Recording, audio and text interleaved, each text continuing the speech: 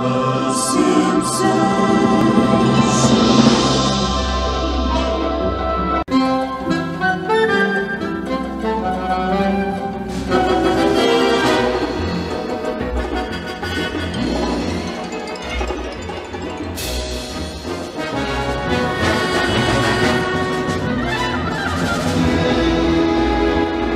Resíduos tóxicos de Springfield.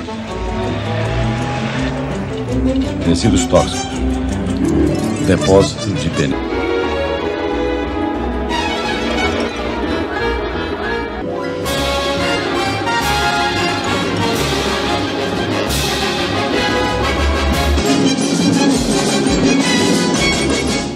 Take 3 para 5 gravador!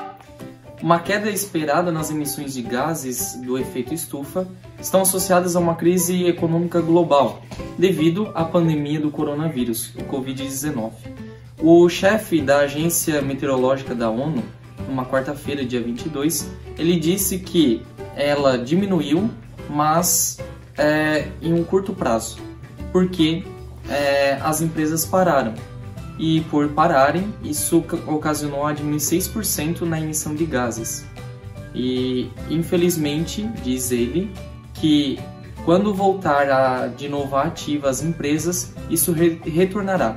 Porém, de uma forma gigantesca, porque eles ainda têm muita demanda para refazer, principalmente na questão de produção. Take 5 para 5 gravador! A principal pergunta que nós devemos nos fazer é: qual é a relação entre as mudanças climáticas e o risco de pandemias? Bom, a princípio e de forma principal é a questão da troca de temperatura, porque elas são a causa do surgimento dessas emergências na questão de saúde.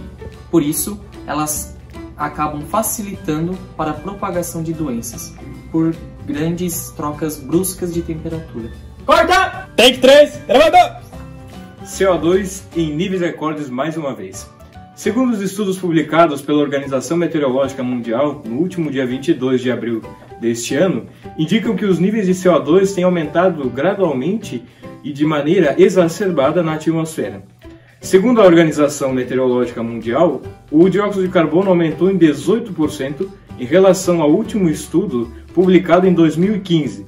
Isso, comparado a 2013, é um salto gigantesco, uma vez que o dióxido de carbono na atmosfera está em 410 partes por milhão, isso já a final de 2019. Há uma pesquisa da Universidade Inglesa de Southampton que indica que 2025 será o ano em que a nossa atmosfera terá mais dióxido de carbono que há 3 milhões de anos atrás, quando o nosso planeta era 3 graus mais quente que a atualidade em que nós estamos vivendo. Ou seja, se hoje nossa temperatura é de 30 graus, normal, nós teremos um salto gigantesco em 2025. O professor Talas, dessa instituição, ele diz que o quê?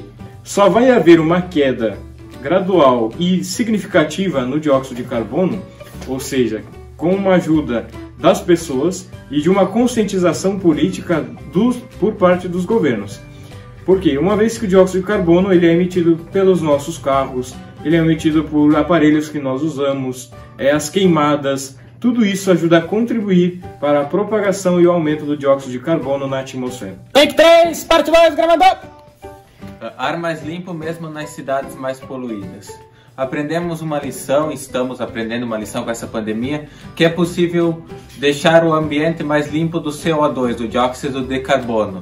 E que isso foi notado principalmente na região da Europa e da China, que há uma concentração de dióxido de carbono muito forte e houve uma grande redução. E isso foi importante porque deu um alívio ao meio ambiente.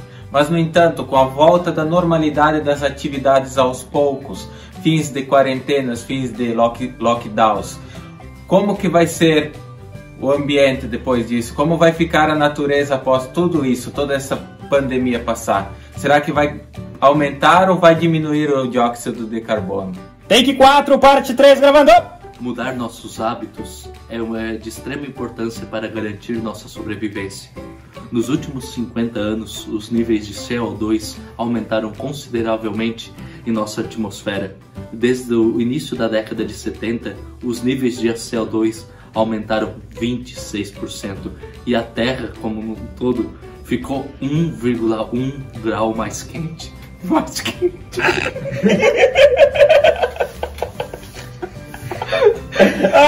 Mais quente. Mais quente. Tá bom. Corta. Take 2, parte 4, gravando! Analisando parte dos dados e registros que citamos, a conclusão é de que a pandemia ela teve, sob determinado ponto de vista, alguns impactos imediatos sobre o meio ambiente, mas muitas questões acabam sendo levantadas, como as quais, e daqui para frente, e o que se esperará para o nosso futuro. As previsões ainda são muito incertas, mas alguns especialistas acreditam que as mudanças climáticas não serão tão significativas a longo prazo, uma vez que o acúmulo de CO2 na atmosfera desde os tempos pré-industriais, responsável pelo aquecimento global, é muito difícil de se reverter. Uma das pensadoras do nosso tempo que analisou estes dados, ela diz, abre aspas, diminuímos as emissões, mas isso não deveria ter feito de forma tão brusca e drástica como está sendo realizado agora. Fecha aspas. E há uma maneira de a gente fazer isso de forma sustentável e a longo prazo, destacou ela mesma. O que leva todo o ser humano, em sua perspectiva, a pensar é que, frente a essa nova perspectiva que o Covid trouxe para nós, é que devemos buscar uma nova perspectiva de bens renováveis e de formas sustentáveis e ecológicas de se viver.